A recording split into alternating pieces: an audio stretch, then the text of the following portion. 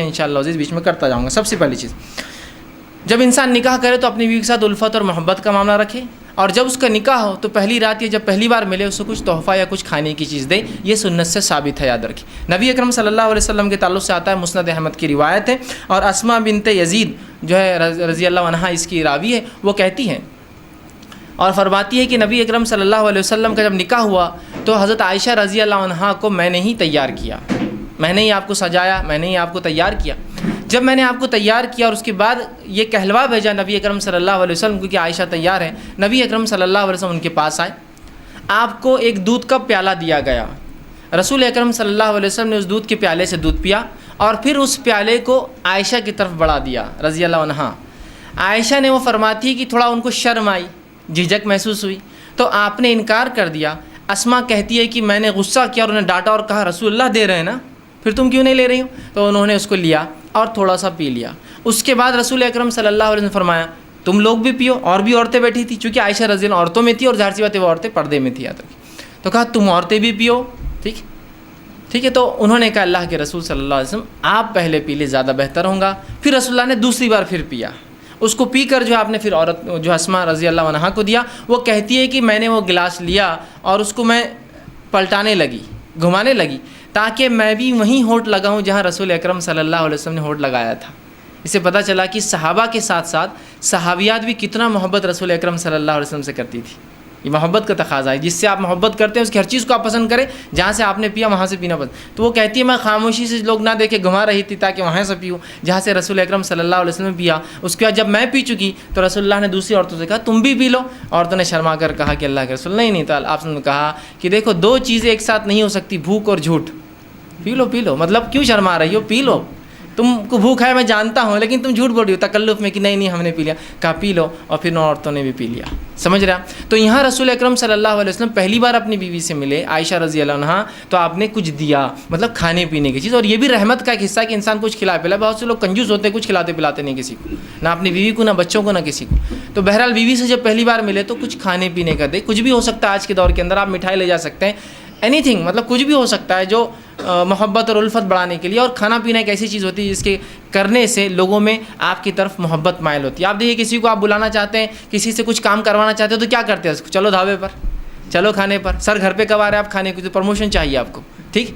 تو بہرحال کھانا ایک وہ ہے۔ تو یہاں شریعت نے کہا بیوی سے بھی الفت محبت کرو۔ تو پہلی بار جب آپ بیوی سے ملے تو چونکہ ہم بستری شروع ہوتی ہے اسی عمل کے بعد، اس لیے میں اس کو بھی رکھ رہا ہوں، تو کھلائے پلائے، کچھ دے، اور یہ کچھ بھی ہو سکتا ہے، آپ کے علاقے، سماج، ماحول کے اعتبار سے چیزیں XYZ بدل سکتی ہیں، ٹھیک ہے، بہرحال تو کچھ نہ کچھ کرے۔ دوسری چیز، جب بیوی سے پہلی بار خلوت مطلب علیحدگی میں جہاں کوئی آپ کو نہ دیکھ رہا ہو، جب خلوت میں ملاقات ہو، تو آپ صلی اللہ علیہ وسلم نے فرمایا کہ جب خلوت میں بیوی سے پہلی بار ملے، اور یہ عمل ایک بار کے لیے ہے صرف، جو اب میں عمل بیان کر رہا ہوں، تو آپ نے فرمایا کہ جب ملے تو اس بسم اللہ کہے، اللہ کا نام لے، اور بیوی کا جو سر کا سامنے کا حصہ ہوتا ہے بالوں کا، ٹھیک، اس کو اپنے سیدھے ہاتھ سے پکڑے، ٹھیک، سیدھے ہاتھ سے پکڑے، سامنے کا سر کا جو بالوں کا حصہ ہوتا ہے ان بالوں کو سیدھے ہاتھ سے پکڑے، ٹھیک ہے، لیکن تکلیف دینی، مطلب پکڑنا، آپ ظاہر سی بات اگر جمے ہیں تو ہاتھ رکھیں، کھلے ہیں تو پکڑنا اچھی بات ہے، آپ نے حدیث میں آتا آپ نے پکڑا اس کو، ٹھیک، یہ آپ کھول بھی سکتے ہیں، اس میں کیا مسئلہ، بہرحال تو اس کو پکڑے، اور پکڑنے کے بعد اللہ کا نام لے اور ایک دعا کرے، جو کہ نبی اکرم صلی اللہ علیہ وسلم نے اس دعا جو ابو داؤد اور ابن ماجہ کی روایت ہے،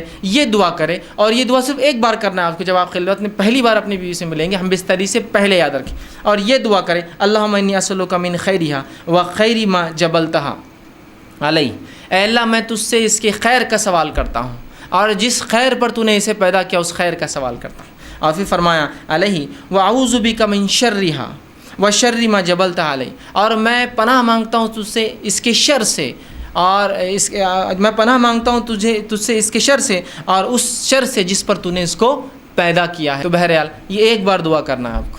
دیکھیے دعا کتنی دیکھیے اہم اور کتنی اچھی ہے کہ اللہ میں سوال کرتا ہوں تجھ سے اس کی خیر کا، اس خیر کا جس پہ تو نے اسے پیدا کیا ہے، اور اس خیر کا جسے پیدا کیا، اور تجھ سے پناہ مانگتا ہوں اس کے شر سے، اور جس شر پہ تو نے اس کو پیدا کیا ہے۔ یہ پہلی بار آپ کریں گے۔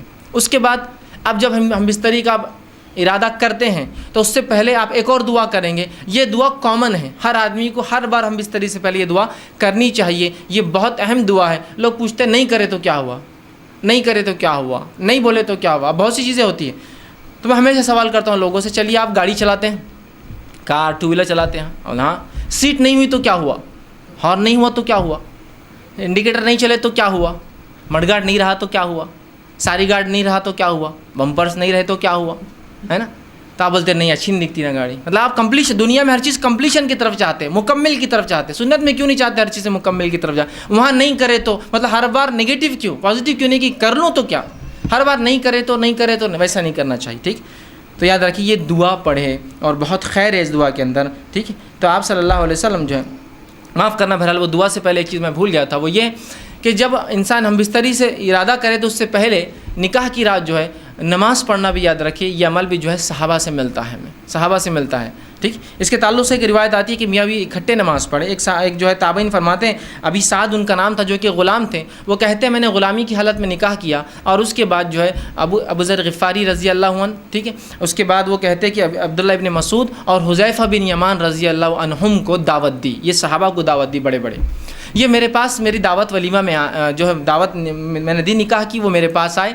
जब मेरे पास आए तो उन्होंने मुझसे कहा कि देख जब तू अपने बीवी से करीब जाने का इरादा कर तो अल्लाह का नाम ले और ये दुआ कर जो मैंने पहले बताई। उसके बाद कहा कि फिर तू उसके साथ जो है 2 रकात नमाज़ पढ़ ले, तू आगे खड़ा हो और वो पीछे। याद रखिए मर्द और औरत बाजू खड़े रह के नमाज़ नहीं पढ़, चाहे मियाँ बीवी क्यों ना हो, तू आगे खड़ा रहे, वो पीछे खड़ी रहे और तू 2 रकात नमाज़ पढ़ ले। और फिर फरमाया उसके बाद क्या करना है, तू बेहतर जाने और तेरी बीवी बेहतर जाने। ठीक, मतलब उनको एक से एजुकेट किया बैठे बैठे दावत में कि जो है तुम जो है 2 रकात नमाज़ पढ़ो। तो सहाबा से ये अमल मिलता है, तो कोई शख्स चाहे तो ये अमल बिल्कुल वो कर सकता है। ठीक है, कि वो जो है 2 रकात नमाज़ पढ़ सकता है। जब 2 रकात नमाज़ पढ़ ली बहरहाल, तो उसके बाद जो है अब हम बिस्तरी का वक्त आया। अगर वो उसका इरादा करता है तो सबसे पहले दुआ करे। ये दुआ बड़ी मशहूर और मारूफ़ है, सही बुखारी की रिवायत है और बहुत सारी कुतुब हदीस में आती है। आप करें बिस्मिल्लाह, अल्लाह का नाम से आप शुरू करें, अल्लाहुम्मा जन्निबना शैताना व जन्निबि शैताना मा रज़क़तना। ये दुआ याद रखिए, छोटी सी दुआ, ये दुआ कर ले बिस्मिल्लाह, अल्लाह के नाम से, अल्लाहुम्मा जन्निबना शैताना, ऐ अल्लाह जो है हमें शैतान से महफूज रख। फिर आगे फरमाए व जन्निबि शैताना मा रज़क़तना, और उस चीज़ को भी शैतान से महफूज रख जो तूने इसके ज़रिए रिस्क रखा है। और रिस्क यहाँ मुराद औलाद, मतलब अल्लाह मुझे और मेरी बीवी को शैतान से दूर रख और जो है मेरी औलाद को भी शैतान से दूर रख। देखिए इंसान जो है यहाँ हमबस्तरी कर रहा है, यहाँ अपने बीवी के साथ सोने की बात हो रही है, यहाँ सेक्स की बात हो रही है, उसके बाद भी यहाँ तालीम दी जा रही है, एजुकेट किया जा रहा है और कहा जा रहा है कि ठीक है नफसानी ख्वाहिशात को पूरा करना है लेकिन हवस के शिकार मत बनो। यहाँ भी अल्लाह का नाम लेके शैतान से पनाह मांगी जा रही। देखिए इस अमल में भी कैसा पाकीज़ा और कैसा मुतहरा ये दीन है, याद रखिए। बहरहाल अब ये दुआ आपने की, ठीक है, अब दुआ के बाद आप बिस्तरी कर सकते हैं। लेकिन ये बात बहुत ज़रूरी है जो हमें समझना है कि जब शरीयत ने मर्द को इजाज़त दी निकाह की और औरत के साथ हम बिस्तरी करने की, तो ये इजाज़त को हाकिम और महकूम वाला रिश्ता नहीं है, मालिक और ग़ुलाम वाला रिश्ता नहीं। समझ रहे आप बात को? वरना होता ही कि जब ये मौका इंसान को मिल जाता है मर्द को पहली बार, तो वो बिल्कुल एक औरत को अपना शिकार समझता है। हर आदमी ऐसा नहीं होता, लेकिन कुछ लोग होते हैं ऐसे, वो समझता है वो शिकार है और मैं आका हूँ और ये ग़ुलाम है, मैं हाकिम और ये मेरी महकूम है। ठीक, और लिहाजा वो उस पर टूट पड़ता है जानवरों की तरह। अंदाज़ा लगाइए एक औरत के साथ अगर आप ये सलूक करेंगे जो आपकी बीवी और ज़िंदगी भर रहने वाली, शरीक हयात कहा जाता है ना बीवी को, शरीक हयात मतलब लाइफ पार्टनर है आपकी, पूरी ज़िंदगी आपके साथ शरीक रहेंगी। और अगर पहली रात आप साथ ये बदतमीज़ी करेंगे कि आप बताएंगे कि मैंने निकाह खालिस सिर्फ अपनी हवस को पूरा करना किया। ठीक है, उल्फत और मोहब्बत एक चीज़ है, लव एक चीज़ होती है कि लस्ट एक चीज़ होती है इंग्लिश के अंदर। उर्दू में जैसे कहते हैं एक मोहब्बत होती है और एक हवस होती है। तो हमें मोहब्बत की इजाज़त है, हवस पूरी नहीं करना है हमको। हमें जो लव की इजाज़त है, हमको लस्ट नहीं। ठीक है, इंसान जाहिर सी बात है वही अमल कर रहा है जो लस्ट में होता है, लेकिन इसमें मोहब्बत के तकाज़े के साथ कि ये मेरा अपोनेंट पार्टनर है, मेरी बीवी है, इसके साथ ज़िंदगी गुजारना है। ठीक है, तो ये बात बड़ी है हमें समझना हमारे लिए। तो इंसान जो है जब अपनी बीवी से ताल्लुक़ात क़ायम करे तो इसको हाकिम और महकूम और ज़ालिम और मज़लूम वाला रिश्ता ना बना दे, बल्कि इसको मोहब्बत और उल्फत वाला मामला रखे। और हम बिस्तरी से पहले जो बातें हमको रसूल अकरम सल्लल्लाहु अलैहि वसल्लम और सहाबा के आसार मतलब सहाबा के अमल से पता चलती, वो ये है कि ये लोग फोर प्ले करते, हम बिस्तरी से पहले कुछ बीवी से खेलते। और एक रिवायत में रसूलुल्लाह सल्लल्लाहु अलैहि वसल्लम की इस बात का खुला इशारा आपने फरमाया, जब एक सहाबिया के अल्लाह के रसूल मैंने एक औरत से निकाह किया लेकिन ये मुतल्लक़ा है, मतलब इसकी शादी हो चुकी है और ये जवान थे सहाबी, तो अल्लाह के रसूल सल्लल्लाहु अलैहि वसल्लम फरमाया कि तूने कुंवारी लड़की से क्यों नहीं निकाह किया ताकि वो तुझसे खेलती और तू उससे खेलता। तो कहा अल्लाह के रसूल मेरी मजबूरी थी, میرے والدہ کا انتقال ہو گیا اور میری 3 چھوٹی چھوٹی بہنیں ہیں، اگر میں کوئی کنواری لڑکی لاتا تو وہ میری بہنوں کی دیکھ بھال برابر سے نہیں کر پاتی۔ جب میں نے ایسی عورت کو لایا نکاح میں جو مطلقہ ہے، اس کو پریویس ایکسپیرینس ہے زندگی کا، وہ زندگی سماج میں گزار چکی ہے، وہ میری بہنوں کی اچھے سے تربیت کر سکتی ہے۔ اس حدیث سے ایک بات اور پتہ چلی، نکاح میں بہت سارے مقاصد انسان رکھ سکتا ہے نکاح کے لیے۔ تو ایک مقصد یہ بھی تھا ان کا کہ محبت کے ساتھ ساتھ بچیوں کے لیے کچھ، میری بہنوں کے لیے کچھ ایسی عورت آ جائے جو میری ان کی بھابھی ہو لیکن ایک ماں جیسا ہو۔ تو ظاہر سی بات ہے ایک کنواری لڑکی یہ سب نہیں کر سکتی تھی، ٹھیک ہے۔ لیکن اس حدیث میں رسول اللہ نے جو فرمایا تو اس کے ساتھ کھیل اور وہ تیرے ساتھ کھیلے، تو یہ محبت جو ہے یہ ہم بستری سے پہلے انسان فور پلے کرے، کھیلے اس سے، مطلب اس کو راضی کرے اور منوائے اس عمل کے لیے، اس لیے کہ ہیومن بینگ جو انسان ہوتے ہیں وہ میکینیکل عمل نہیں کر سکتے۔ میکینیکل سمجھتے مشینیں ہوتی، مشینوں کا معاملہ ہوتا ہے کہ آپ نے جب بٹن دباؤ میکینیکلی شروع ہو جاتی، لیکن انسان جو ہوتے ہیں ویسے میکینیکل نہیں ہوتے، ان کو ذہنی تیار ہونا پڑتا ہے، پھر جسمانی فزیکل ریڈی ہونا پڑتا ہے، اس کے بعد انسان کچھ اعمال کر سکتا ہے۔ یاد رکھ، جیسے آپ کو کس سے ڈیل کرنا ہے کوئی انسان سے، تو بہت ساری باتیں ہوں گی، ملاقاتیں ہوں گی، ٹھیک ہے، اس کے بعد کوئی ڈیلنگ فائنل تک پہنچیں گے، سیم ویسی ہوتا ہے۔ تو اس بات کو ذہن میں رکھیں، اور بالخصوص پہلی رات میں تو آپ خاص طور سے اس کو یہ نہ کریں کہ ٹوٹ پڑنے کا معاملہ کرے، بلکہ سنت کو لحاظ رکھتے ہوئے، شریعت کا لحاظ رکھتے ہوئے، انسانی ذہنیتوں کا لحاظ رکھتے ہوئے، سامنے والے فریق کی، آپ کی بیوی کی عمر کا لحاظ بھی رکھ سکتے ہو سکتا ہے کوئی انسان 40 سال کا اور نکاح 20 سال سے کیا ہو، جائز ہے بالکل۔ تو اب یہاں سمجھنا پڑے گا اس کی عمر کا تقاضا کم ہے، تو ظاہر سی بات ہے، سمجھ رہے ہیں آپ بات کو، یہ تمام چیزیں آپ جو ہے ذہن میں انسان رکھیں۔ تو فور پلے جس کو ہم کہتے ہیں کہ ہم بستری سے پہلے کچھ ایسی چیزیں جس سے انسان اس عمل کی طرف راغب ہو جو عمل اس کو اب کرنا ہے، جو کہ اللہ نے اس کے اوپر جائز قرار دیا اور وہ مباح ہے اس کے لیے کرنا، حلال ہے اس کے لیے کرنا، جس سے اپنے آپ کو تسکین دے سکتا، سکون حاصل اور اطمینان حاصل کر سکتا۔ سمجھ رہے آپ بات کو؟ تو فور پلے کی بڑی اہمیت ہے، اس کے اندر مختلف چیزیں ہو سکتی ہیں، انشاءاللہ آگے آئیں گا تو اس میں میں کچھ نہ کچھ پوائنٹس اس کے ڈسکس کرتا جاؤں گا، ٹھیک۔ تو فور پلے ہوگا اس سے پہلے کہ انسان تیار کرے اپنے فریق کو۔ دوسری چیز یہ کہ دونوں کا اس عمل کے لیے راضی ہونا ضروری ہے، ہم بستری کے لیے دونوں کا اس عمل کے لیے راضی ہونا ضروری، یاد رکھیے، اس لیے کہ یہ کوئی ون سائڈ معاملہ نہیں ہے، اور مرد کے راضی ہونا یہ بالکل واضح ہوتا ہے، لیکن عورت راضی ہے نہیں راضی ہے یہ واضح نہیں ہوتا ہے۔ مرد اس عمل کے لیے راضی ہے، وہ ظاہر ہے، اس کی جسمانی کیفیت اور اس کا جسمانی کیفیت اس کی اشارہ کر دیتی ہے کہ مرد تو راضی ہے اس عمل کے لیے، لیکن ظاہر سی بات ہے عورت کے اندر ایسی کوئی چیز نہیں ہے جس سے پتہ چل سکے کہ اس عمل کے لیے وہ راضی ہے۔ بات سمجھ رہے ہیں آپ میری؟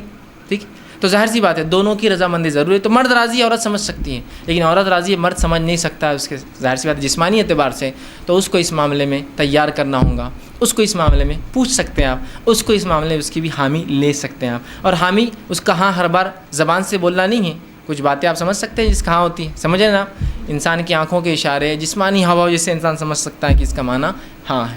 اس معاملے میں خواتین سے میری بالخصوص درخواست یا نصیحت جو ہوگی وہ یہ ہے کہ بہت ساری عورتیں، مرد تو راضی ہے اس عمل کے لیے، پہلے دن کی بات جب ہم عام بات کر رہے ہیں، تو یہ بات یاد رکھیے، اور یہ ہمیشہ کے لیے عام اعتبار سے بھی اور اس دن کے لیے بھی خاص بھی، نکاح کے رات بھی اور اس کے بعد بھی، کہ عورتیں جو ہے اپنی رضامندی کا بھی اپنے شوہر سے اظہار کرے۔ اگر وہ یہ نہیں کرتی تو بہت ساری طلاق کی صرف یہ وجہ بنتی، یاد رکھیے، کہ وہ کہتا ہے کہ میری بیوی میں سے کبھی راضی نہیں، آج تک اس نے ایک بار بھی مجھ سے جو ہے محبت کی بات نہیں کہی یا محبت کے لیے خود راضی نہیں ہوئی۔ تو عورتوں کو بھی اس معاملے میں آگے حصہ لینا پڑے گا بڑھ کر، چونکہ یہ ایک ایسی چیز ہے جس میں صرف مرد شامل نہیں ہے۔ اگر عورت اپنا حصہ نہیں رکھیں گی تو مرد کے لیے، میں معاف کرنا الفاظ اگر میرے سخت لگ رہے ہو تو، لیکن سمجھیے اس بات کو، مرد کے لیے صرف آپ ایک کھلونا ہو جائیں گے، اس کے علاوہ آپ کی کوئی حیثیت نہیں باقی رہیں گی۔ حضرت رسول اللہ کیا فرما رہے ہیں کہ تو اس کنواری سے نکاح کرتا تو وہ تجھ سے کھیلے اور تو اس سے کھیلے۔ دیکھیے الفاظ غور کیجیے حدیث کی، دونوں کے لیے کہا، یہ نہیں کہا کہ تو اس سے کھیلے، وہ تجھ سے کھیلے اور تو اس سے کھیلے۔ تو یہاں رسول اللہ صلی اللہ علیہ وسلم اشارہ کر رہے ہیں کہ اگر کنواری ہوتی تو وہ تجھ سے کھیلتی، مطلب وہ ایک پارٹ بنتی اس گیم کا، وہ اس کھیل کے اندر تیری حصے دار بنتی، شریک بنتی۔ تو یہ باتیں، یہ بیاہی، اب دیکھیے بہت سی بار میں سمجھتا ہوں شوہر کے ساتھ کمرے میں رہ کے بھی آپ بیاہی کا سوچیں گے تو میں سمجھتا ہوں اب کوئی تقاضے باقی نہیں رہے۔ یہاں بیاہی اور حیائی کچھ نہیں ہے، اب آپ کا شوہر ہے وہ، یہ آپ کو سمجھنا پڑے گا، ٹھیک ہے۔ تو یہاں عورتیں اپنی رضامندی کا اظہار کریں، جو مختلف طریقوں سے وہ کر سکتی ہے، یاد رکھیں مختلف طریقوں سے کر سکتی۔ جب یہ عورتیں اس میں لیک کر جاتی ہے، کمزور پڑ جاتی ہیں، تو مرد کو ایسی عورتیں پسند آ جاتی ہیں جو اس طرف اشارے کرتی ہے اور مائل کرتی ہیں۔ جو بری عورتیں ہوتی ہیں، جو فحشائیں ہوتی ہیں، وہ اپنی رضامندی کا کنٹینیوس اظہار کرتے رہتی ہیں۔ تو جب عورتیں ہیں جن کے لیے جائز اپنے شوہر سے جو کام کرنا، تو کیوں نہیں وہ اپنے اظہار کرتی، کیوں نہیں بتا رہی ہو؟ چونکہ مرد راضی ہے تیار ہے اس کے جسمانی کیفیت سے پتہ چل جاتا ہے، عورت کو کیسے پتہ چلیں گے جب تک کہ آپ نہیں بتائیں گی؟ اور اس میں کوئی حیا اور بے حیائی کا تقاضا نہیں، یاد رکھیے یہ آپ کی محبت اور الفت ہے، اور اس کو کہیں گے محبت کی سب سے اونچائی یاد رکھیے جو میاں اور بیوی کے بیچ میں ہوتی ہے۔ تو آپ بھی اپنی رضامندی کا ضرور جو اپنے شوہر سے اظہار کریں، ٹھیک ہے؟ ورنہ اکثر طلاقوں کی وجہ یہ بنتی ہے کہ بیوی، شوہر کا دعویٰ ہے کہ بیوی نے آج تک فلاں نہیں کیا، اور پھر وہ الزام لگاتا ہے اس کا سیکس کمزور ہے یا اس کی قوت باہ اس میں نہیں ہے اور فلاں نہیں ہے اور فلاں نہیں ہے۔ تو وہ سب طرف کیوں جا رہے ہیں؟ شریعت نے آپ کو بتا دیا، رسول اللہ صلی اللہ علیہ وسلم کہہ رہے ہیں، اور ظاہر سی بات ہے ہر چیز کھول کر بیان کرنا ضروری نہیں، کیا اتنا کافی نہیں تو اس سے کھیلے اور وہ تجھ سے کھیلے، اتنا کافی نہیں ہے ہمارے لیے سمجھنا؟ کیا اور وضاحت چاہتے ہیں آپ پوری چیز، کیا پورا پکچر دکھانا چاہتے ہیں؟ کیا یہ بتائے تو ہم کو سمجھ میں آئیں گے؟ نہیں، اشارہ کافی ہوتا ہے، اور مومن کے لیے تو اشارے بہت زیادہ کافی ہوتے ہیں۔ عقل مند کو اشارہ کافی ہوتا ہے، لوگ کہتے ہیں، میں کہتا ہر مومن عقل مند ہوتا ہے اور اس کو اپنے نبی اور شریعت کے ہر اشارے کافی ہو جاتے ہیں، وہ سمجھ جاتا ہے باقی کیا ہے۔ تو عورتوں کو بھی اشارہ ہے اس حدیث کے اندر۔ بہرحال آگے بڑھیے، اب انسان جو ہے جمع کیسے کرے، یہ تو پہلے کا ہوا، اور کچھ باتیں نکاح کے لیے خاص اور کچھ عام تھی۔ اب نکاح کی رات بھی ہو سکتی ہے اس میں انوالو، اور ادر زندگی کا اور حصہ جہاں میاں بیوی ہم بستری کرنا چاہتے ہیں۔ اب جمع کیسے کرے؟ جمع سے مراد، جب میں الفاظ کہہ رہا ہوں تو شرمگاہ کا جمع ہونا اور ملنا اس سے مراد ہے، میرا یاد رکھیے، ٹھیک ہے؟ کہ انسان اب جمع کیسے کرے، اس کے تعلق سے بہت ساری غلط فہمیاں ہوتی ہیں، انشاءاللہ آج اس کے ازالے کرنے کی کوشش کروں گا۔ اب انسان اپنی بیوی سے کیسے جمع کر سکتا ہے؟ آئیے اللہ رب العزت کا جواب اپنی کتاب، اس کی کتاب میں جو اس نے دیا اس سے ہم شروع کرتے ہیں۔ اللہ رب العزت فرماتا اور کہتا ہے سورہ بقرہ سورہ نمبر 2 آیت نمبر 223، اور فرماتا ہے نساء حرث لکم فأتوا حرثکم ان شئتم، کہ اللہ فرماتا اور کہتا ہے تمہاری عورتیں تمہارے لیے کھیتیاں ہیں، اور تم جس طرح سے چاہو اپنی کھیتیوں میں آؤ۔ تمہاری عورتیں تمہارے لیے کھیتیاں ہیں، جیسا ایک کسان اپنے کھیت میں بیج ڈالتا ہے تاکہ اس سے فصلیں نکلے، تو تمہاری بیویاں تمہاری اولادوں کی پیدا ہونے کی وجہ ہے نا، اس کے بغیر کیسا ہوں گا؟ تو تم جو ہے اللہ رب العزت فرما رہا ہے کہ تم جو ہے پھر جہاں سے چاہو وہاں سے اپنے بیویوں میں داخل ہو، ٹھیک۔ اب اس کے تعلق سے کیا واقعہ آتا ہے اس کے شان نزول میں رکھ دیتا ہوں، تو وہ پہلی بات بالکل انشاءاللہ جو آیت ہے وہ واضح ہو جائیں گے، کلیئر ہو جائیں گے۔ آئیے، جو ہے صحیح بخاری کی روایت ہے، جابر رضی اللہ عنہ فرماتے اور کہتے ہیں یہودی جو ہے یہ بات کہا کرتے تھے کہ آدمی اگر اپنی بیوی سے شرمگاہ میں اگلے حصے میں جہاں سے اولاد پیدا ہوتی ہے، ٹھیک ہے، وہاں اگر ہم بستری پیچھے سے کھڑے رہ کر کرے، پیچھے ہو کر کرے بیوی کے، سمجھ رہے ہیں بات کو، کہ اپنے بیوی سے صحیح جگہ مطلب شرمگاہ کا اگلا حصہ اس میں ہم بستری کرتا ہے جہاں سے اولاد پیدا ہوتی ہے، لیکن پیچھے سے کھڑے رہ کر کرتا ہے تو اس سے اولاد بھینگی پیدا ہوتی ہے، مطلب آنکھیں اس کی اسکوئنٹ جس کو کہتے ہیں، مطلب آنکھ ڈھلتی ہوئی یا دونوں آنکھ ڈھلتی ہوئی ہوتی ہے، بھانگا جس کو عام زبان میں کہتے ہیں، ٹھیک ہے، یہ بھینگا جس کو بولتے ہیں، تو ویسا پیدا ہوتا ہے۔ جب یہ بات صحابہ تک پہنچی تو صحابہ نے رسول اللہ سے سوال کیا، اللہ کے رسول، یہودی کہتے ہیں کہ ایسا اگر کرنے سے بچہ بھینگا پیدا ہوتا ہے، اسکوئنٹ ہوتی ہے اس کی آنکھیں، ڈھلتی ہوئی ہوتی ہے، خراب ہوتی ہے، دونوں بیچ میں آ جاتی ہے۔ تو آپ صلی اللہ علیہ وسلم نے اس کے جواب میں اللہ رب العزت نے یہ آیت نازل کی۔ جب یہ آیت نازل ہوئی تو آپ نے فرمایا اور کہا آگے سے یا پیچھے سے مگر مقام پیدائش میں۔ آپ نے کیا کہا؟ آگے سے یا پیچھے سے لیکن مقام پیدائش میں، سمجھ رہا؟ مطلب جہاں سے اولاد پیدا ہوتی ہے وہیں انسان کر سکتا ہے، اس کے علاوہ کرنا حرام ہے۔ انشاءاللہ اس کی تفصیلات آگے رکھوں گا کیا حرام ہے اس معاملے میں، ٹھیک ہے؟ تو چاہے انسان آگے سے ہو پیچھے سے ہو لیکن مقام پیدائش میں۔ آئیے دوسری روایت، عبداللہ ابن عباس رضی اللہ عنہ فرماتے ہیں، یہ ابو داؤد کی روایت، آپ نے فرمایا تھوڑی طویل روایت ہے لیکن بہت ساری باتیں علم کی اس میں آ رہی ہے اس روایت کے اندر، بالخصوص اس مسئلے کے تعلق سے۔ وہ کہتے ہیں مدینہ میں انصار جو ہے یہودیوں کی اتباع کرتے تھے، چونکہ انصار تو مشرک تھے، ان کے پاس کوئی عقیدہ نہیں تھا، یہ تو لیکن اہل کتاب کو یہ بڑا اونچا سمجھتے چونکہ وہ کتاب کے حامل لوگ تھے، تو ہر چیز میں وہ یہودیوں کو فالو کرتے، حتیٰ کہ یہودی اپنے بیویوں کو چت لٹاتے، مطلب چہرہ اوپر اور عورت لیٹی ہے اور اس کے بعد ہم بستری کرتے، تاکہ اس سے کیا ہوتا ہے، سطر کے لیے بھی اچھا ہے، انسان جب مرد لیٹ جاتا ہے عورت پہ تو پوری ڈھک بھی جاتی ہے، تو طہارت کے لیے بھی اچھا ہوتا ہے، اور سطر پوشی کے لیے بھی خامہ کا زیادہ سطر کھلتا نہیں ہے، اچھا ہوتا ہے۔ تو یہودی صرف اس پوزیشن کو، اس طریقے کو حلال مانتے تھے۔ چونکہ انصار رسول اللہ صلی اللہ علیہ وسلم کے آنے سے پہلے، اسلام سے پہلے ان کو دیکھتے تھے، ان کو فالو کرتے تھے، اس معاملے میں بھی یہودیوں کو فالو کرتے تھے کہ نہیں یہودی بول رہے تھے اہل کتاب ہے، ان کے پاس ایک دین دھرم تھا جو اللہ کی طرف سے آیا تو لہٰذا ان کو فالو کرنا چاہیے، تو اس معاملے میں ان کی بھی اتباع کرتے تھے۔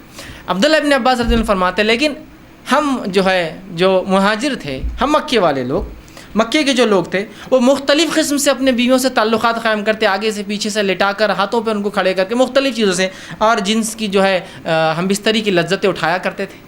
لیکن جب مہاجر مدینہ پہنچے اور انصاریوں سے نکاح شروع کیا، اور جب ایک مہاجر نے ایک انصاری عورت سے نکاح کیا، اور نکاح کرنے کے بعد جیسا ان کا طریقہ تھا کہ وہ مختلف انداز سے مختلف طریقوں سے صحیح جگہ میں بستری کرتے، مطلب شرمگاہ میں، مطلب اگلے حصے میں کرتے، جب اس نے ڈیمانڈ کیا اس شخص نے، تو اس انصاریہ نے کہا ہم تو صرف ایک طریقہ اپناتے، اس عورت نے، وہ بھی صحابیہ تھی، وہ ہے چت لیٹنا اور تم اوپر سے رہو۔ اس نے کہا ایسا کیوں؟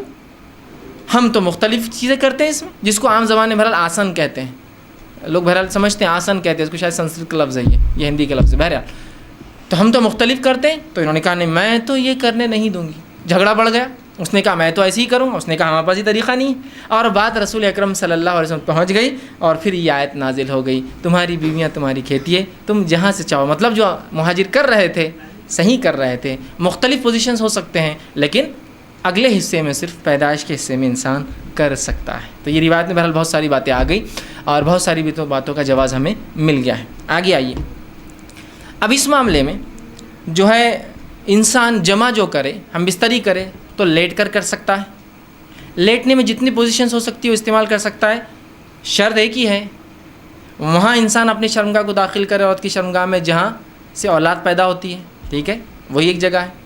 دوسرا بیٹھ کر سکتا ہے، جتنی پوزیشنز ہو سکتی ہے اس کے لیے، شریعت نے اس سے کوئی ممانعت کا اظہار نہیں کیا، لیکن سب سے بہترین پوزیشن اولاد کی پیدائش میں اور اس میں سازگار ہونے میں وہی ہے جو عورت کو لٹا کر کرے، اس لیے کہ اس میں سیدھا مرد کی شرمگاہ اوپر سے ہوتی ہے اور اولاد کی پیدائش کے چانسز زیادہ ہوتے ہیں اس معاملے میں، بہرحال ٹھیک۔